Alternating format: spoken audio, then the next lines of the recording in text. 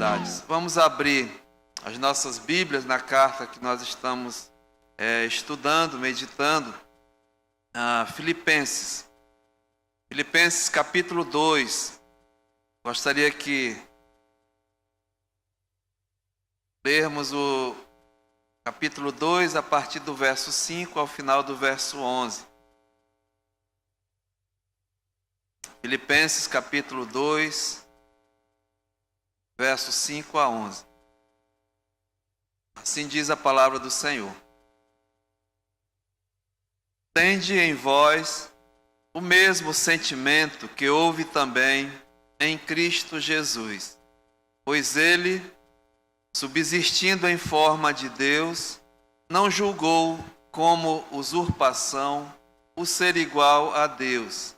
Antes, a si mesmo se esvaziou, assumindo a forma de servo, tornando-se em semelhança de homens e reconhecido em figura humana. A si mesmo se humilhou, tornando-se obediente até a morte e morte de cruz. Pelo que também Deus o exaltou sobremaneira, lhe deu o nome que está acima de todo nome, para que ao nome de Jesus se dobre todo o joelho, nos céus, na terra e debaixo da terra, e toda língua confesse que Jesus Cristo é Senhor, para a glória de Deus Pai. Oremos. Senhor, nós estamos diante da maravilhosa palavra do Senhor, da palavra que realmente nos edifica, realmente nos anima, palavra que transforma vidas e nos dá a segurança, Pai, que nós precisamos para viver nesse mundo. Muito obrigado, porque realmente é um privilégio e nos ajuda hoje à noite, na hora que estamos meditando na Tua palavra. Sabemos que não temos capacidade, são coisas grandiosas demais para homens como nós, mas te pedimos que o Teu Santo Espírito, Ele realmente seja o nosso professor hoje à noite e fale mesmo aquilo que nós precisamos ouvir. Nos ajuda, Senhor, e assim que a Tua palavra venha mesmo cheia de graça, de verdade, como Te apraz, que nós possamos cada vez mais diminuir e o Senhor ser exaltado nas nossas vidas. Abençoa todo o trabalho dessa noite, a Tua igreja aqui reunida, e se porventura entre nós alguém que não tem salvação, Senhor, faça, Pai, segundo a Tua vontade. Entregamos tudo em Tuas mãos. É isso que pedimos, agradecidos. No nome de Jesus, amém. Amados, podemos assentar. Nós estamos vendo mesmo aqui o apóstolo Paulo, ele fazendo um apelo à igreja ali em Filipenses. Paulo está apelando aos irmãos, porque ele queria, ele gostaria de ver a sua alegria completa, a completa alegria que Paulo queria através daqueles irmãos ali.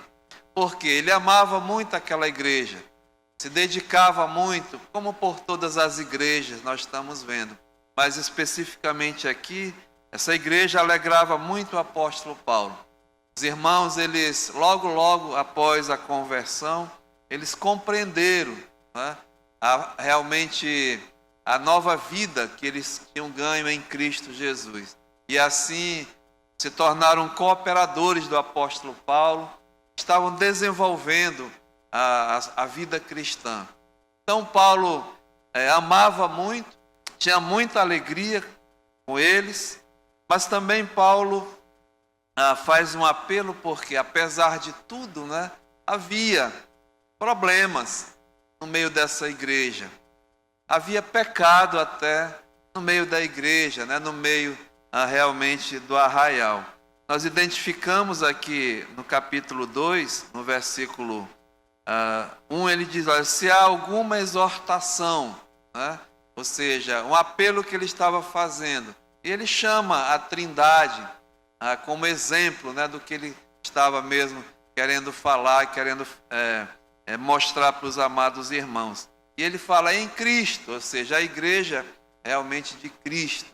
E o problema está no verso 2. Ele diz, olha, completai a minha alegria, de modo que penseis a mesma coisa, que tenhais o mesmo amor, que sejais unidos de alma, tendo o mesmo sentimento. Não façais nada por partidarismo ou vanglória. E não tenha, no verso 4, né, cada um em vista o que é seu. Então Paulo identifica que estava havendo, né, desarmonia até no meio realmente da igreja, desentendimento entre os irmãos, um declínio até no amor, a divisão, havia facções, partidarismo, por causa até de orgulho, de vanglória, né, e de egoísmo. Então, ele faz esse apelo a Deus, invocando a Trindade, o Pai, o Filho e o Espírito Santo. E ele aponta, né, a direção, ele aponta mesmo a solução, aquilo que eles deveriam fazer para, assim, completar a alegria e viver em plena harmonia, né, harmonizar realmente a igreja e até o trabalho do Senhor. Um apelo possível, né? Que é possível eles realmente alcançarem isso. Ele aponta. E aí no verso 27, até do capítulo 1, ele diz, né, uma coisa que nós tratamos muito, e é o alvo. Ele diz, olha, vivei acima de tudo por modo digno do Evangelho de Cristo. Ou seja, aponta o alvo, né? Vocês devem andar de uma nova maneira. Aliás, de um modo digno, né, do Evangelho. E ele diz aqui, né, interessante, acima de tudo, colocando em primeiro lugar a maneira de andar, a maneira de agir. E aí, nesses estudos, ele diz, olha, vamos ficar nos nossos corações, né? Esse viver é o andar com responsabilidade diante de Deus. Andar colocando a nossa prioridade, ou seja, acima de tudo, né, o viver de um modo digno do Evangelho, com dignidade. Então, Paulo faz esse apelo e como devemos andar, não mais como cidadãos terrenos, né, como outrora andávamos, com a velha natureza pecaminosa, derrotada, distante de Deus, separado de Deus, naturalmente falando, o homem natural. Mas com a nova criação em Cristo, né? a nova natureza espiritual, como cidadãos agora dos céus. Então, é mudança, não é? De atitude, de comportamento, de procedimento. Então, Paulo mostra esse caminho e coloca como o exemplo, né, a Trindade.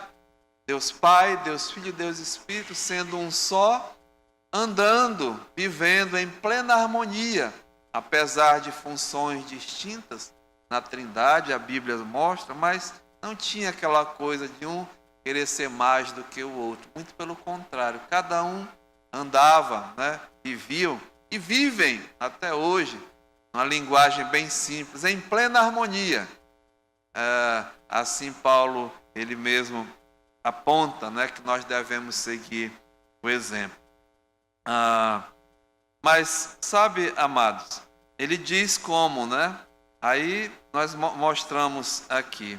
E penseis, no verso 2, a mesma coisa, ou seja, andando juntos, né?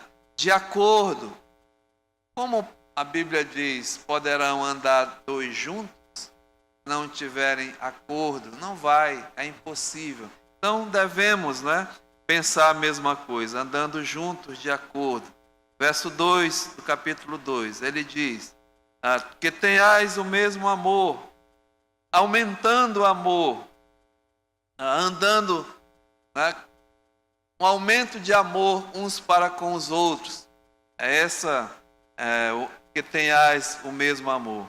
Ele diz aqui: sejais unidos de alma, almas juntas, lutando juntos, pela fé evangélica.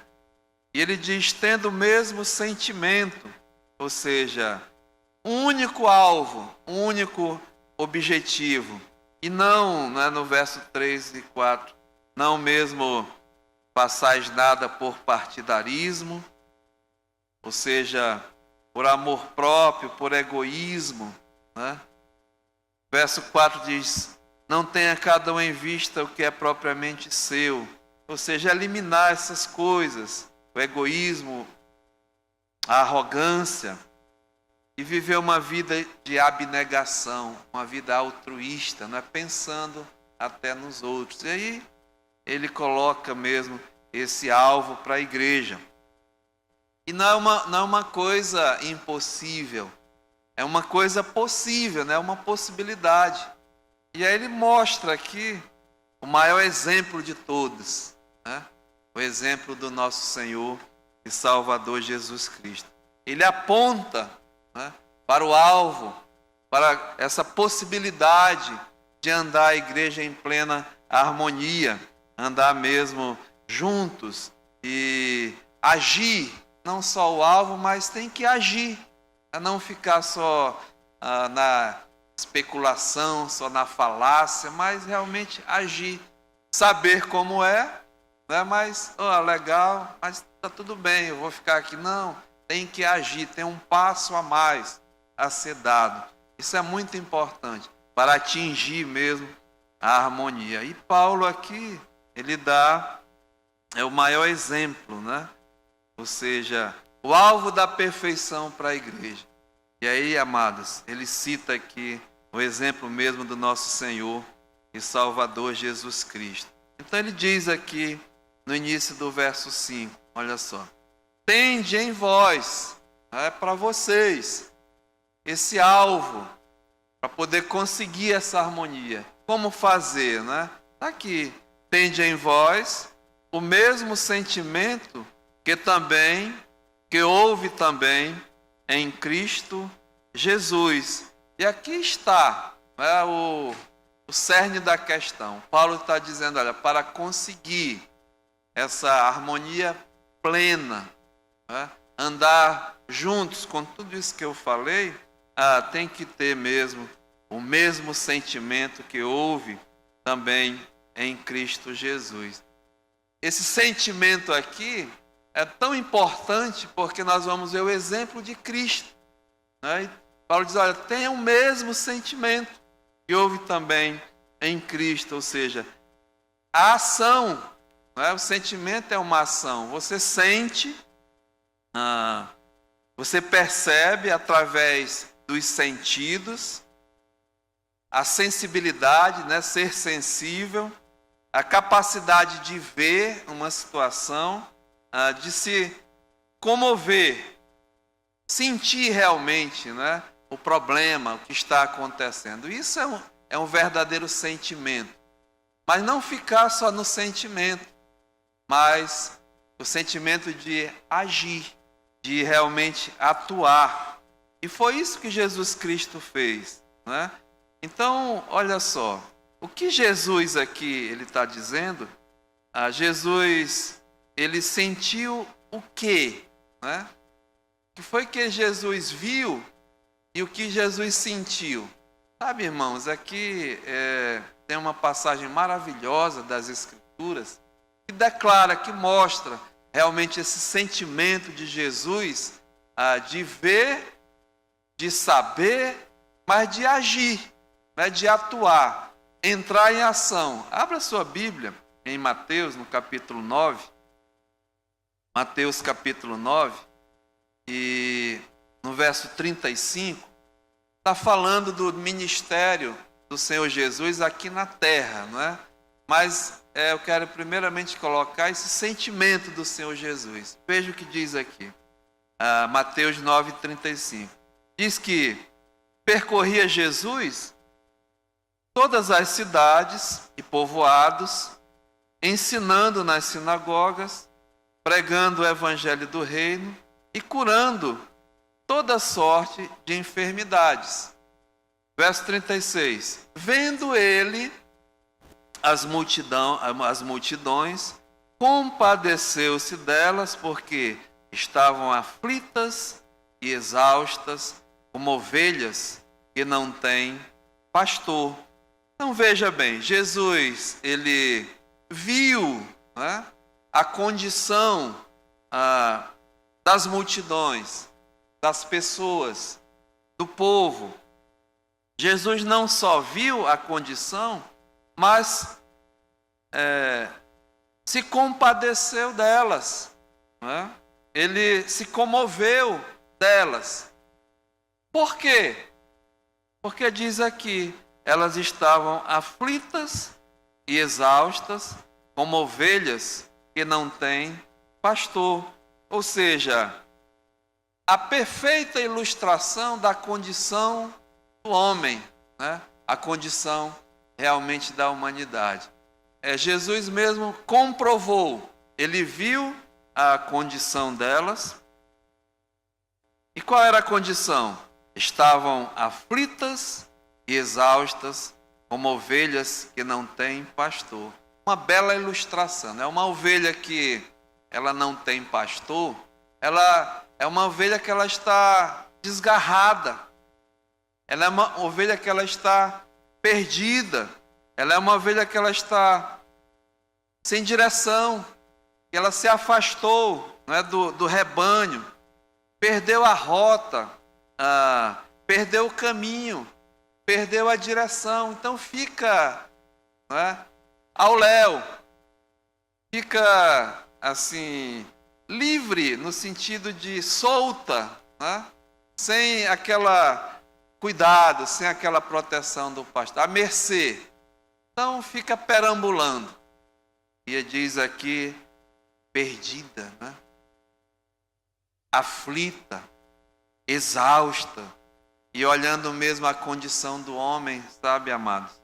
A Bíblia mesmo diz que nós, a natureza humana, uma natureza perdida, afastada de Deus, longe mesmo dos caminhos de Deus, desgarrada, extraviada, essa é a palavra, sem caminho, descaminhada, pervertida, essa é a palavra, devassa, uma condição mesmo deplorável, triste.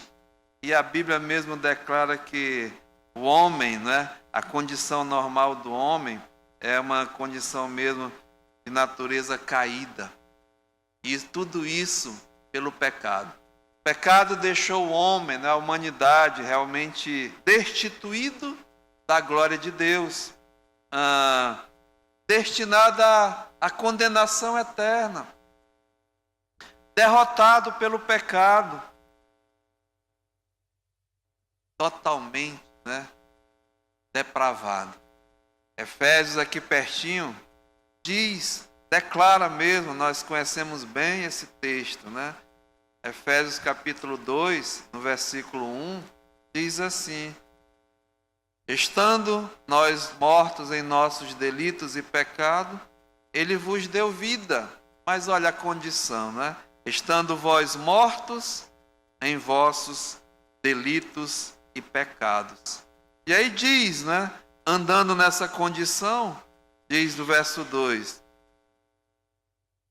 aos quais andastes outrora, segundo o curso desse mundo, andando mesmo perdida, né?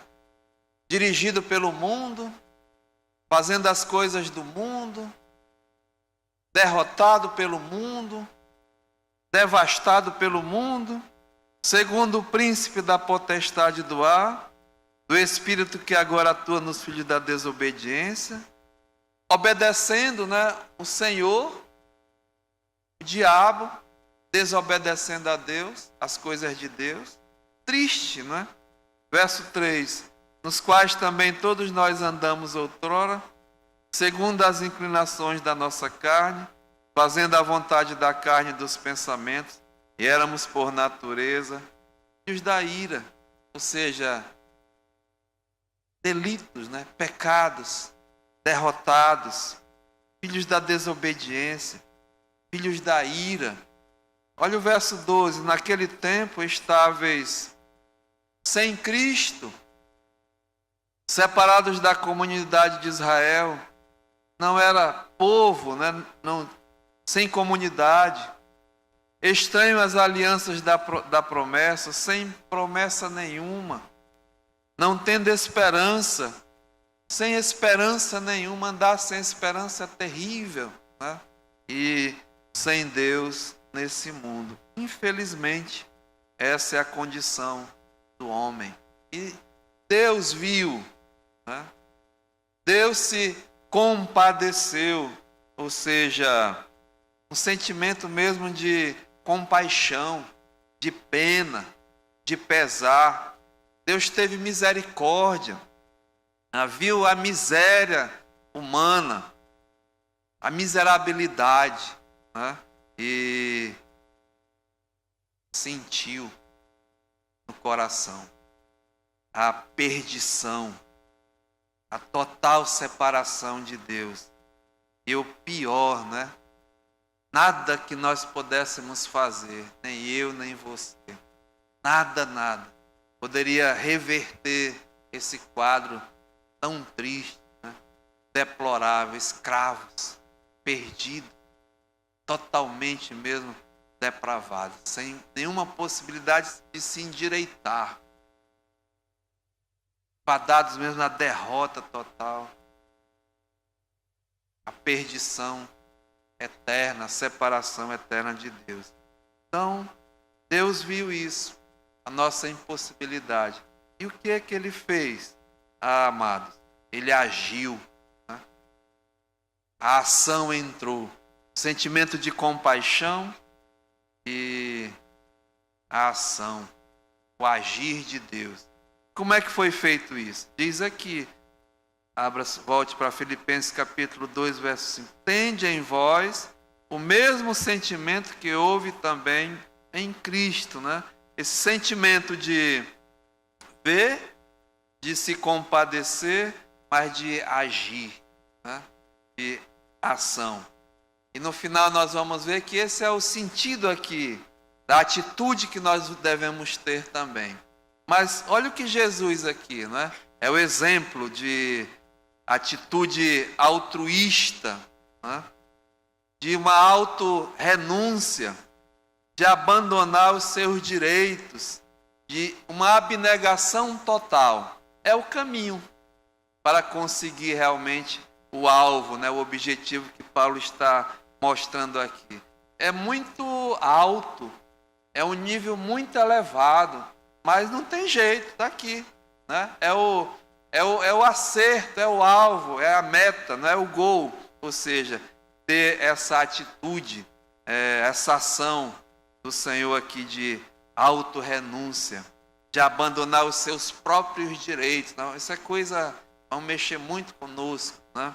De abnegação total em favor do outro.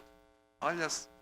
Então foi isso que Jesus, tudo isso em favor de alguém, em favor de outra pessoa. Então diz aqui, veja os passos, né? Dessa ação de Cristo. Então diz, verso 6, pois ele, está falando de Jesus Cristo, né? Porque Paulo diz, olha, isso é importante, né? Tenha o mesmo sentimento que também houve em Cristo Jesus, ou seja, pois ele, Jesus Cristo, subsistindo em forma de Deus. A primeira coisa nós vamos ficar centralizado que é uma renúncia, abandonar seus direitos, uma atitude altruísta, de abnegação total. Então veja, subsistindo ele em forma de Deus, ou seja, esse subsistindo em forma de Deus Jesus, sendo Deus, Jesus, ele sempre foi, ele é e ele sempre será Deus. Então, ele vivendo, né, existindo, tendo a plena natureza de Deus. É isso que Paulo está dizendo. Ele sendo Deus, vivendo mesmo como Deus, existindo como Deus, sendo o próprio Deus,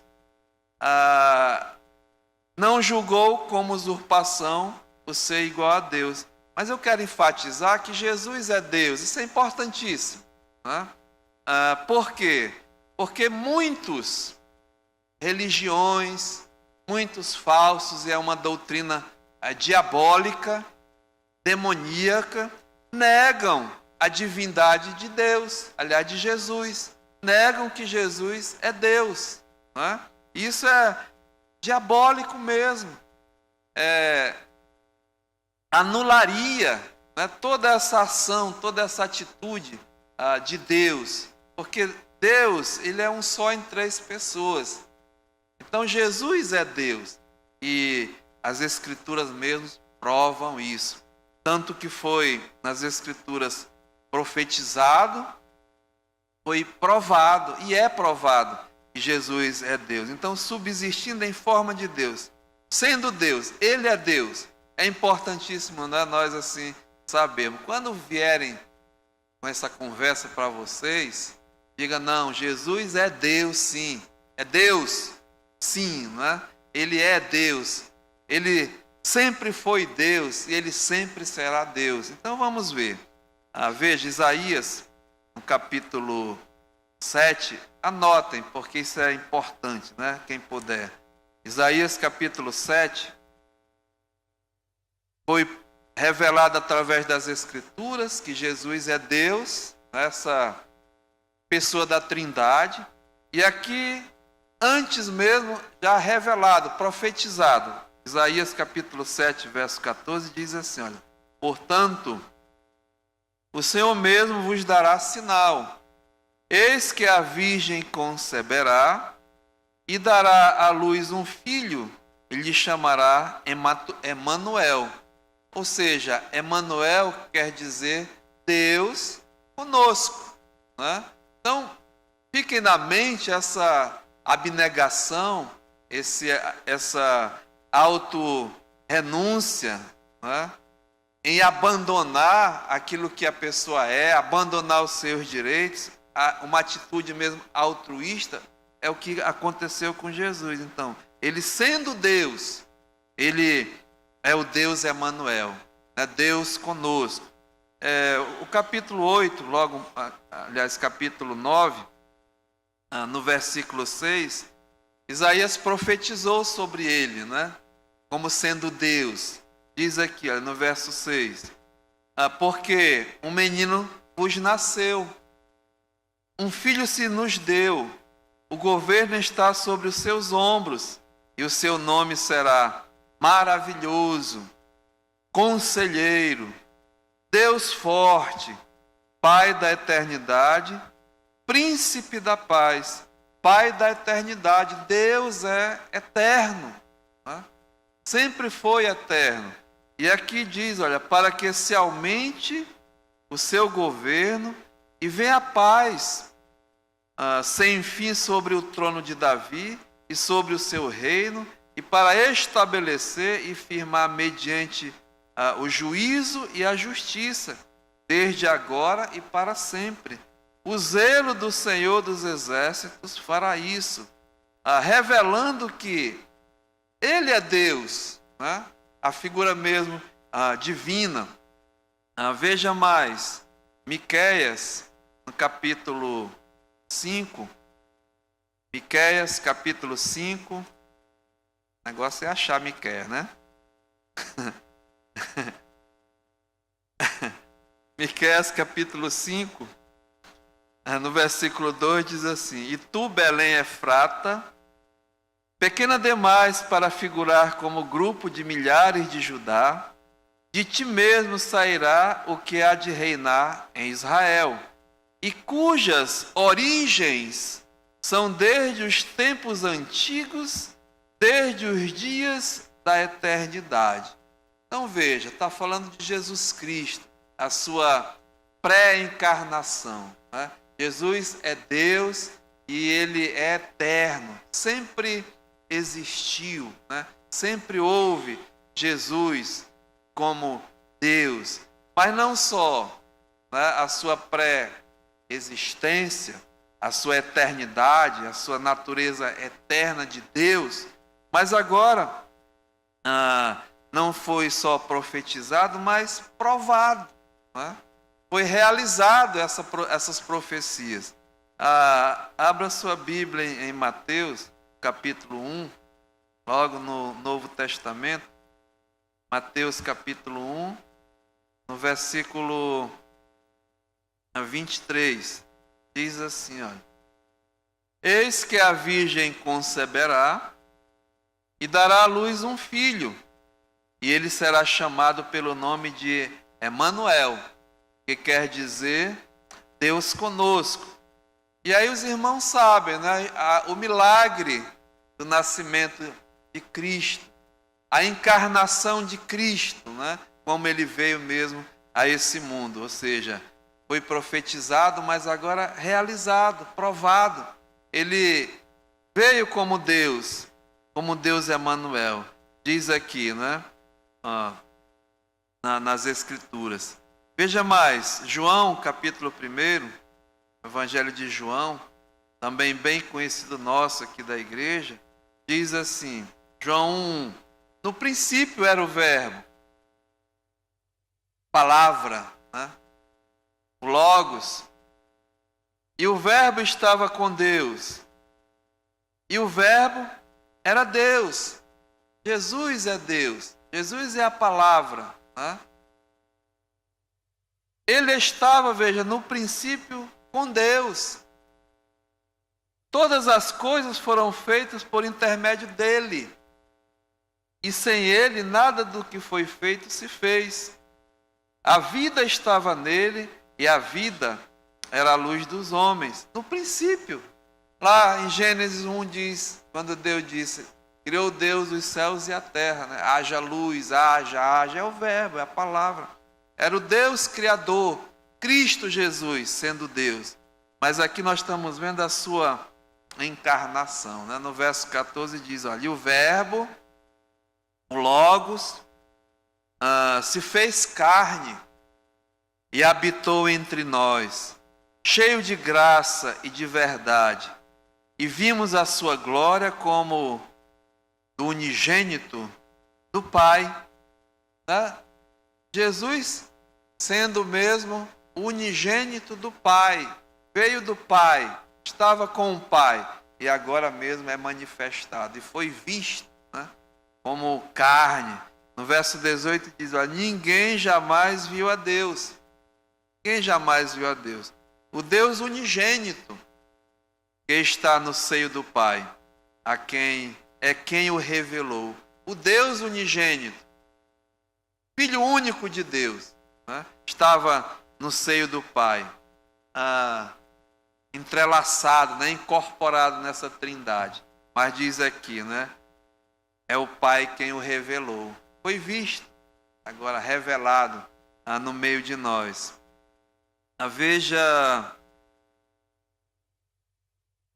no capítulo 8 de João mesmo, João capítulo 8, ele mesmo dizendo, né, já aqui nessa terra, João capítulo 8, no versículo 57, aliás 56, Jesus está tendo ali um embate com seus conterrâneos, né, os seus contemporâneos, com os judeus, falando a respeito das coisas de Deus. No verso 56 ele diz, vosso pai Abraão alegrou-se por ver o meu dia. Abraão viu o dia de Cristo, o dia do Senhor. Lá em Gênesis capítulo 22, irmãos conhecem a história, né? Diz, olha, viu esse dia e alegrou-se, regozijou-se. Então os judeus perguntaram a Jesus, ainda não tem 50 anos e viste Abraão? Abraão, olha, lá 2000 anos antes ou mais, né? Jesus está dizendo que Abraão viu o seu dia. Tu já viste Abraão? Tu não tem 30 anos, né? Como é que está dizendo que tu viste Abraão? Olha o que ele respondeu. Respondeu Jesus: em verdade vos digo, antes de Abraão existisse, eu sou. Eu sou é o nome de Deus, né? Nas Escrituras. Quando Deus chamou Moisés para libertar o povo no deserto, e o povo comemorou, né, a sua libertação à Páscoa, Deus disse: olha, Moisés, tu vais, diz para o povo que eu te enviei, tu vai a Faraó, diz que eu te mandei para libertar o meu povo. Aí Moisés disse: mas como é que eles vão saber que tu me mandaste? Né? Vão acreditar em mim? O que eu digo? Diz: eu sou, te enviou. Né? Eu sou, te enviou. E Jesus está dizendo aqui: eu sou. É o Deus mesmo. Jesus é Deus. Né? Veja mais, o capítulo 10 de João, ele mesmo dizendo. João, capítulo 10, é para nos dar muita segurança desse Jesus, né, que é Deus. Jesus falando aqui como bom pastor, no verso 27, ele diz: olha, as minhas ovelhas, as ovelhas de Jesus, elas ouvem a minha voz. A ovelha ouve a voz do seu pastor. Então as minhas ovelhas ouvem a minha voz. Elas não ouvem a voz do estranho. Né? Ouvem a voz dele, a voz do Senhor. Eu as conheço. O pastor conhece as suas ovelhas. Ele conhece as suas ovelhas. E elas me seguem. É uma característica do pastor e suas ovelhas. E assim ele diz: eu lhes dou a vida eterna. Olha o poder do Senhor, dá a vida eterna. Jamais perecerão eternamente, não vão mesmo experimentar a separação de Deus, e ninguém as arrebatará da minha mão. Uma segurança, uma certeza. Tá vendo, minha irmã novinha em Cristo, né?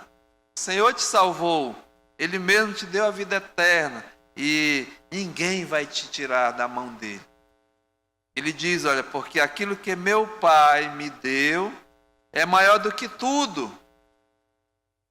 Ninguém vai tirar uma ovelha do Senhor das mãos dele. O diabo, o mundo, tristeza, dor, morte, tudo que vier, ninguém, né? Diz aqui: e da mão do meu Pai ninguém pode arrebatar. Veja o verso: eu e o Pai somos o quê? Um. Né? Jesus é Deus. Capítulo 17 de João, na oração sacerdotal do Senhor. João capítulo 17, versículo 24. Jesus orando ao Pai, ele diz: olha, Pai, 17, 24. A minha vontade, meu desejo, é que onde eu estou, estejam também comigo os que me deste, para que vejam a minha glória que me conferiste, porque me amaste antes da fundação do mundo. Antes do mundo existir, Jesus já era o Filho amado, né? Filho unigênito de Deus. Pai justo, o mundo não te conheceu. Eu, porém, te conheci, e também estes compreenderam que tu me enviaste. Eu lhes fiz conhecer o teu nome, e ainda o farei conhecer, a fim de que o amor com que me amaste esteja neles, e eu neles esteja. Ou seja, Jesus é Deus, Pai, Filho, uma só pessoa, não é? Veja mais, amados, Romanos capítulo 9, a infinidade, né, de versículos que as Escrituras afirmam que Jesus é Deus. Romanos capítulo 9, No verso 5 diz assim: deles são os patriarcas, está falando dos israelitas. Também deles, veja, descende o Cristo, segundo a carne. Jesus era, né, do povo judeu, nasceu no meio dos judeus. Sua mãe era uma judia, ele mesmo era um judeu. Segundo a carne, aí veja, o qual ele é sobre todos, Deus bendito, né? Jesus é Deus, é o Deus bendito, para todo o sempre, eterno. Paulo diz amém, né? Esse é o nosso Jesus, o nosso Deus. Então, quando afirmamos Jesus é Deus, as Escrituras provam, comprovam, né? Tem mais aqui, vamos ver. 2 Coríntios, capítulo 4, versículo 4, diz assim, olha. 2 Coríntios 4, 4. Nos quais o Deus desse século cegou o entendimento dos incrédulos, o poder satânico, diabólico, de cegar até o entendimento dos incrédulos, para que lhes não resplandeça a luz do Evangelho da glória de Cristo, o qual é a imagem de Deus. Então, Jesus Cristo, né, é a imagem de Deus, reflete mesmo Deus, né? Então, Jesus é Deus. Colossenses, capítulo 1. Depois de Filipenses, Colossenses, capítulo 1, versículo 15. Olha só aqui. Ele, está falando de Jesus Cristo, é a imagem do Deus invisível. Ninguém jamais viu a Deus, mas vimos Deus na pessoa de Cristo, né?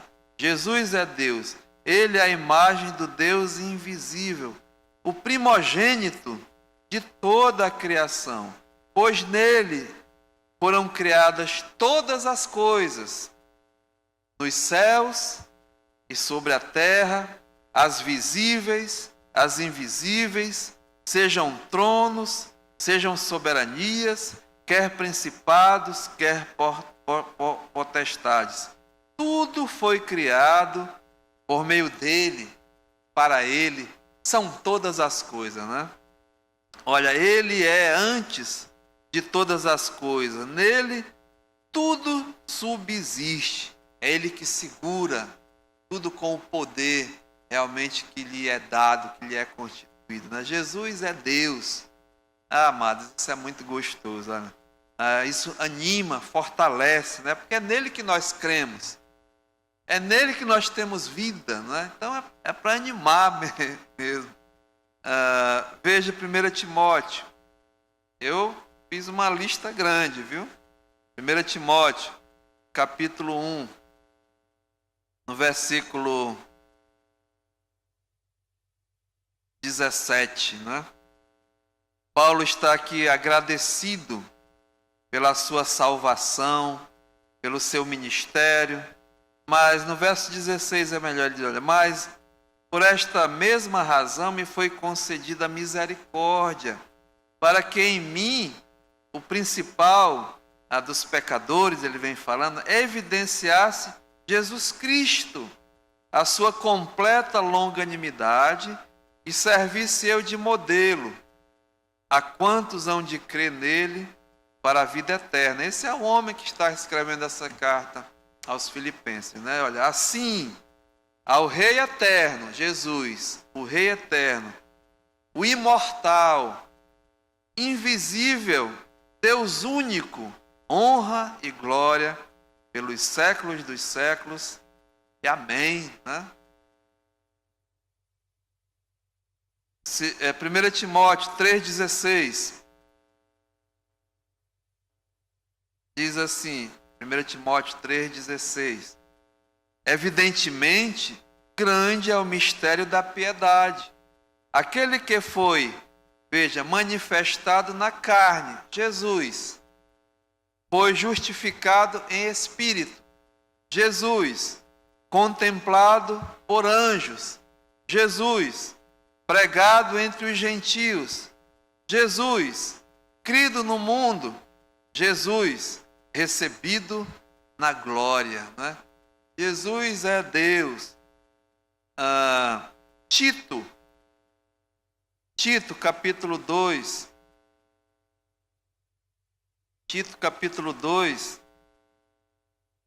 versículo 13.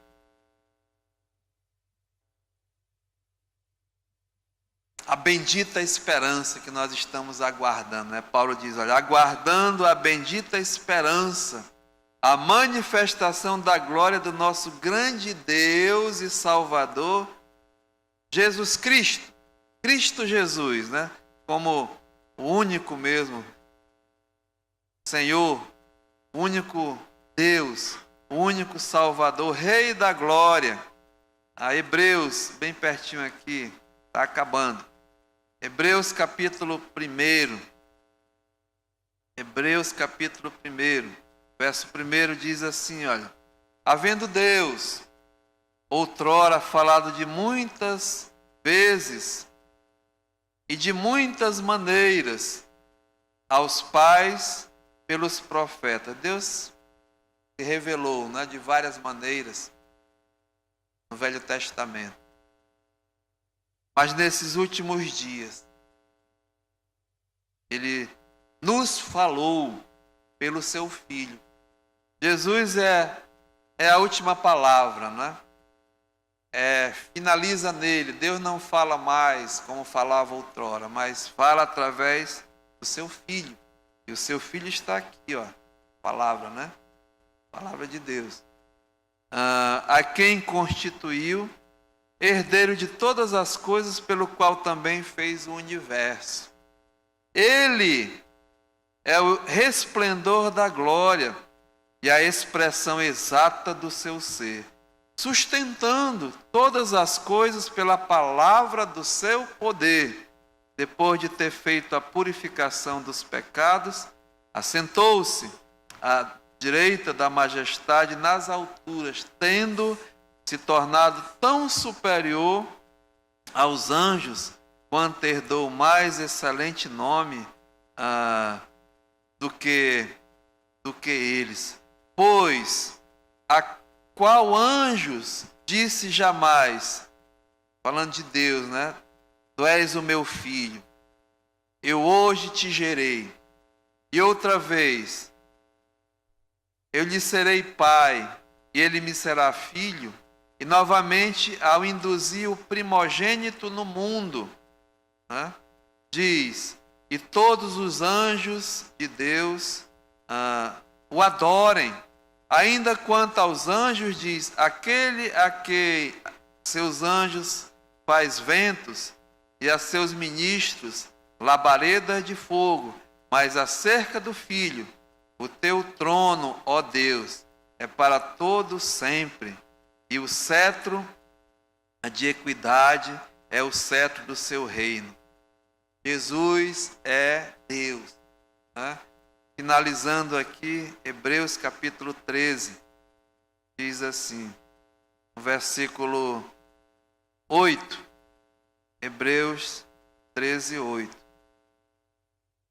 Jesus Cristo, ontem e hoje é o mesmo, e o será para sempre. Então, amados, tudo isso aqui para dizer que Jesus é Deus, porque é importantíssimo isso que nós vamos ver, né? Ele é Deus, sempre foi Deus e sempre será. Então, vamos pegando, né, o que Paulo estava querendo dizer. Volte lá, Filipenses capítulo 2. Então diz, olha, pois ele, subsistindo em forma de Deus, não temos nenhuma dúvida, né? Jesus é Deus. Aí veja o segundo passo. Diz ele, não julgou como usurpação o ser igual a Deus. Ou seja, Jesus aqui, ele não reivindicou o ser igual a Deus, porque ele já era Deus, né? Não foi usurpado, não foi uma coisa roubada, ele era. ele fazia parte da essência de Deus, ou seja, ele não exigiu seus direitos como Deus, não considerou a sua existência numa forma assim igual a Deus como algo para se pegar, não é para se apegar. Não, ele sempre foi Deus, ou seja, aquela coisa de, né, eu estou nesse cargo aqui, eu conquistei, eu não posso largar esse osso, né? Não tem isso? Não vou largar esse osso. Não, ele já era cristalino, né?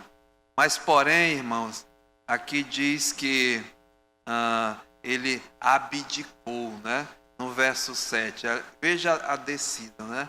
Diz aqui, olha, antes a si mesmo se esvaziou, ou seja, ele abdicou desse direito que ele tinha, né? Ele se esvaziou-se desse direito, ele diz aqui, aniquilou-se disso, ele, né, deixou essa coisa que era dele, né? Isso é muito difícil. Que não foi a gente, para deixar uma coisa que nós conquistamos, é difícil, né? A perda. Mas Jesus já era. É muito difícil até de explicar isso, né? Entender o que Jesus abdicou, o que Jesus mesmo negou-se. Esse se esvaziar é perder tudo. E nós vamos ver, aí vem a pergunta, né? O que é realmente esvaziar? O que foi que Cristo perdeu? A nós, como humanos, muitas vezes nós estamos duro danado, né? Para conquistar alguma coisa, trabalha, se esforça e por algum motivo você perde, né? De repente perde. É uma dor. Quantas vezes eu vejo aí na televisão as pessoas, né, que trabalharam uma vida toda, construíram, agora mesmo ali no Rio, gente chorando, né, desabou, não ficou sem nem a roupa do corpo, incêndio aqui em Manaus, pessoa, né, trabalha, batalha, compra um carro, aí deixa lá na porta da casa ou na garagem, de manhã o carro não está. Eu já tive essa sensação. É um vazio, né? É uma perda de coisas materiais. Quando nós perdemos um ente querido, né, sentimental. Então, esse Jesus Cristo, ele se esvaziou. Diz aqui, né? Antes se esvaziou, mas veja, a si mesmo. Ele já era. Ele não conquistou, ele não usurpou o ser Deus, ele já era. Agora, perder isso, né? Se esvaziar, é muito difícil. Eu tenho dificuldade até de explicar, mas estou tentando aqui, né? O que Jesus sentiu. Possível, né? É uma pálida ilustração. Mas veja, podemos entender descrevendo várias coisas, esse esvaziar de Jesus, o que ele perdeu, né? O que ele renunciou. Primeiro, olha só, Jesus, ele renunciou à sua glória celestial. A glória. Nós vemos nas Escrituras que ele deixou a glória, né? Deixou o esplendor da sua glória para vir a este mundo vil. Ele deixou. Abdicou da glória. No Evangelho de João, no capítulo 12, veja aí, Evangelho de João, no capítulo 12, Jesus está mais uma vez ensinando, enfim, mas no capítulo 12, no verso 41, diz assim, olha, isto disse Isaías, porque viu a glória dele, né? E falou a seu respeito. Então Deus revelou a um homem, Isaías, a sua glória. Isaías falou a respeito dessa glória, para a gente ter uma noção do que Jesus abandonou, né? Jesus deixou, se esvaziou, a glória. Então, aonde foi que Isaías viu e falou a respeito dessa glória? No livro de Isaías, no capítulo 6, você abre lá, né? Isaías capítulo 6, no versículo 1, diz assim, olha, profeta Isaías capítulo 6, versículo 1. No ano da morte do rei Uzias, eu vi o Senhor, olha só, né? Assentado sobre um alto e sublime trono, e as abas das suas vestes enchiam o templo.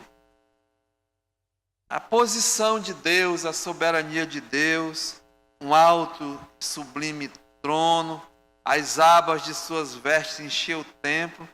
Serafins estavam por cima dele. Cada um tinha 6 asas, com 2 cobria o rosto, com 2 os seus pés e com 2 voavam. E clamavam uns para os outros, dizendo: Santo, Santo, Santo, é o Senhor dos exércitos, toda a terra está cheia da sua glória. As bases do limiar se moveram, e a voz do que clamava, e a casa se encheu de fumaça. Então, uma descrição, né, da glória de Deus, o que é o céu, a presença de Deus, o trono de Deus. Lá em Apocalipse mostra, né, que é uma coisa maravilhosa, sublime, esplendorosa, cheia de poder, cheia de soberania, de santidade, coisa indizível, né? Mas Jesus aqui deixou, né? Renunciou esse direito de estar na casa do Pai. Então, Jesus renunciou à sua glória celestial, ele deixou, né? A segunda coisa que eu coloquei, ele renunciou às suas riquezas, não só a glória, mas as suas riquezas. 2 Coríntios, capítulo 8, e versículo 9. 2 Coríntios, capítulo 8, 9, diz assim: Pois conheceis a graça do nosso Senhor Jesus Cristo, que sendo rico, se fez pobre por amor de nós, para que, pela sua pobreza, vos tornasseis ricos. Ou seja, ele deixou as suas riquezas, né? A glória celestial, falar da riqueza de Deus, a gente pode falar das merrecas que a gente tem, né?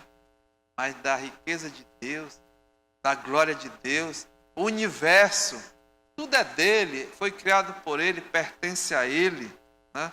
Riquezas celestiais e até as terrestres, né? Tudo é de Deus. Tudo é de Deus. Não tem nada do homem, não, né? Tudo é dele. Ou seja, diz que ele, sendo rico, verdadeiramente rico, se fez pobre, né? Ou seja, deixou a glória, deixou a sua riqueza, e a prova que ele se fez pobre, irmãos, é essa descida, né? Olha, nós vimos, a Bíblia diz, nós vimos que o Verbo se fez carne, né, e habitou entre nós, cheio de graça e de verdade. Vimos a sua glória como do unigênito de Deus. Ele como homem Deus, mas como pobre, né? Como vivendo numa vida simples, podemos dizer assim, né? A profecia veio que ele iria nascer, né, em Belém. Nós sabemos a história, né? Quando José e Maria saíram para o recadastramento, eles foram para Belém, para a cidade de Davi. E Maria estava já com os dias chegando. Tá? E Jesus, a Bíblia diz que os pais buscaram uma hospedaria para ele nascer. Né? E a Bíblia diz que não acharam lugar na hospedaria. Ele nasceu aonde? Uma estrebaria, né? Não tinha nem uma maternidade para nascer. Né? Nasceu no meio dos animais, uma estrebaria. Não tinha um bercinho. Foi uma cocheira, né, Miele? Uma manjedoura. Seu berço era de palha. Hoje, lógico, né? Pais gastam uma fortuna preparando um quarto, bercinho, tecnologia. Amém. Nada de errado. Mas ele se fez pobre. Não tinha onde nascer. Botaram ele numa manjedoura. Não tinha onde pernoitar. Jesus não tinha casa, não. Abra sua Bíblia em João capítulo 7. João capítulo 7.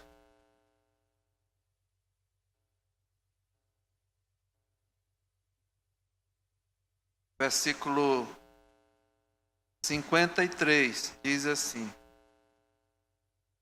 Jesus pregava no templo, né? Diz assim, olha, e cada um foi para a sua casa. Jesus, entretanto, foi para o Monte das Oliveiras, e de madrugada voltou novamente para o templo, e todo o povo ia ter com ele, e assentado os ensinava. E cada um foi para a sua casa. Sabe, irmãos, a gente viaja, a gente vai, mas não é gostoso voltar para casa? É muito bom. E aqui diz que todo mundo foi para a sua casa. Jesus foi para onde? Tinha casa. Foi para o Monte das Oliveiras, né? Pobre. Sendo rico, se fez pobre. Ele só andava a pé. Aquele tempo podia ter, ele era Deus, né? Podia ter os reis andavam de cavalo, de carruagem, carregado. Tá? Jesus andava a pé. Tinha cavalo, tinha carro, tinha transporte. Jesus não tinha um local para fazer a ceia com seus discípulos. Ele pediu emprestado, né?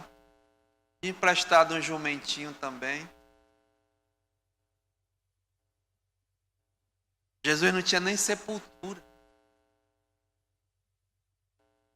Jesus não tinha sepultura. Eu tenho, a minha família tem. Muitos aqui têm, né? Ele não tinha, não. Estão vendo? Que ele deixou, que ele renunciou, como ele se esvaziou. O diabo, ele ofereceu a ele, né? Na tentação. Os reinos, a glória, tudo desse mundo. Mas ele rejeitou. Sabe, irmãos, sendo rico se fez pobre por amor de nós. O tempo já foi. Vamos só terminar essa parte aqui. Veja, renunciou, né?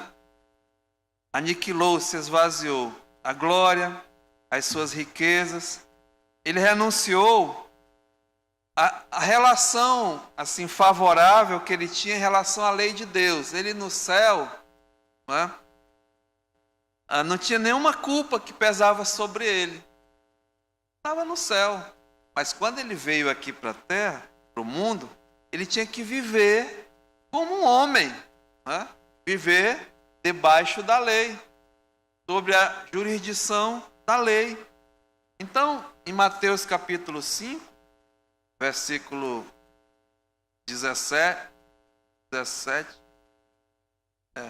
5,17, ele diz, olha, não penseis que vim revogar a lei de Moisés ou os profetas, não é? Ele tinha o poder para isso. Não, eu não vim revogar, mas eu vim para cumprir mesmo toda a lei, né? Então veja, Jesus renunciou à glória, ao seu poder, à sua relação favorável à lei de Deus. Mas uma coisa, ele renunciou o exercício até da sua própria autoridade. Ele renunciou. Sabe, irmãos, eu vou explicar essa parte aí da seguinte forma. Não é que ele perdeu a autoridade. Muito pelo contrário. Ele aqui nesse mundo, ele sempre era Deus, né? Homem Deus, e toda a autoridade lhe foi dada nos céus e na terra. Mas nós estamos vendo que ele se esvaziou disso. Ele renunciou esse direito que ele tinha. Mas ele demonstrou essa autoridade e o seu poder em várias circunstâncias do seu ministério, provando que ele era Deus, né? Através dos sinais e dos milagres que ele fazia. Lembra que quando ele encontrou Nicodemos disse: olha, mestre, eu sei que tu vens da parte de Deus, porque os sinais e os milagres que tu fazes, né, provam isso. Sabe, irmãos, Jesus, ele tinha poder, autoridade sobre as doenças, sobre as enfermidades. Ele curou uma infinidade de pessoas, né? Ele andava fazendo isso, curando. Jesus tinha poder sobre a natureza, mandava e desmandava, né? Na tempestade, acalmou o mar, fazia mesmo. Tinha poder sobre a matéria, né? Poder de química, transformar água em vinho, andar sobre o mar, transformar, né? Multiplicar pão, multiplicar peixe, poder sobre demônios, expulsando o demônio, autoridade, poder de ressuscitar um morto. Então, mas ele renunciou essa autoridade. Veja aqui, né? Versículo 7, volte para Filipenses. Antes a si mesmo se esvaziou, ou seja, renunciou essa autoridade, assumindo a forma de servo, né? E de fato, quando Jesus veio a esse mundo, lá em Marcos capítulo 10, verso 45, depois o próprio Filho do Homem não veio para ser servido, mas para servir, né? E dar a sua vida em resgate de muitos. Ou seja, ele se tornou servo. E como servo, um servo humilde. Nessa descida, no momento em que se tornou o servo, ele abdicou, ele renunciou a essa autoridade que ele tinha, que eu acabei de falar. Sabe por quê? Porque ele estava indo, né? Era uma descida do seu auto-esvaziamento, uma coisa de humildade, de sinceridade, ou seja, de servir aos outros. A Isaías 52:13 diz assim: eis que o meu servo, né, procederá com prudência. Quando Jesus se tornou realmente servo, escravo, né, ele passou a ser, nesse sentido, obediente, submisso, sabendo da sua condição de servo, sabe, sem reivindicar os seus direitos. Porque quando ele foi traído por Judas, e vieram a guarda do templo, do sumo sacerdote, prendê-lo, Pedro se colocou na frente, né, e cortou a orelha do mal. Jesus disse: Pedro, né, para de violência. pegou a orelha do homem, colocou no lugar e disse: olha, se eu quisesse, né, eu tenho autoridade de pedir ao Pai uma legião, 12 legiões de anjos. Sabe, se você vê uma legião romana, era de 33 mil a 6 mil homens. 70 mil anjos, rapidinho. Se eu quisesse. Mas Jesus aqui, ele renunciou a essa autoridade que ele tinha.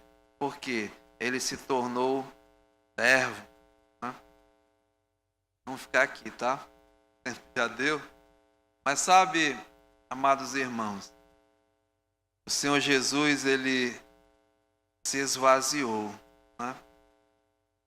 De soberano Deus para o servo obediente. Nós vamos ver o servo sofredor, se humilhou. Então, o contexto aqui que Paulo está dizendo, né? Ele diz: olha, aumentem a minha alegria. Tenho alvo.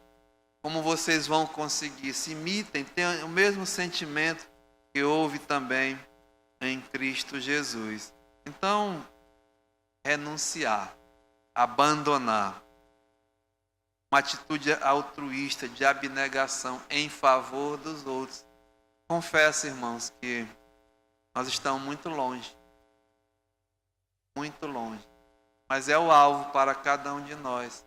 Esse homem aqui, ele diz assim, para a gente terminar mesmo, olha. Filipenses capítulo 3, no versículo 12, Paulo era interessante, ele diz: sede meus imitadores, como eu também sou de Cristo. Corajoso, né? Então ele diz aqui, olha, Filipenses 3,12: não que eu tenha já recebido ou tenha obtido a perfeição. Tá? Esse é o alvo. Essa atitude de Jesus foi uma atitude de perfeição. Mas eu prossigo, né? Isso eu vou. Uma coisa eu garanto, eu prossigo para conquistar aquilo para o que também fui conquistado por Cristo Jesus. Irmãos, quanto a mim, não julgo havê-lo alcançado, mas uma coisa eu faço, isso eu garanto, né? Que possa ser o nosso alvo. Esquecendo-me das coisas que para trás ficam. Olha, deixa, né? Avançando para as que diante de mim estão. Prossigo para o alvo. É a perseverança do crente, a perseverança do salvo. Aqui na nossa reunião, tem irmãos já com bastante idade, né? Eu estou vendo ali o nosso irmão Carneiro, nosso irmão Francisco, Arthur, Geraldo, pastor Elton. Estou vendo os intermediários e os novinhos. Tá? Irmão Davi, a irmã Ivanei, né? Começando a carreira. Mas olha, amados, faça como Paulo, né? Como nós devemos fazer. Esquecendo das coisas que para trás ficam. Prossigo, persevero, para as que adiante de mim estão. Prossigo para o alvo, para o prêmio, para a soberana vocação de Deus em Cristo Jesus, a nossa glorificação, né?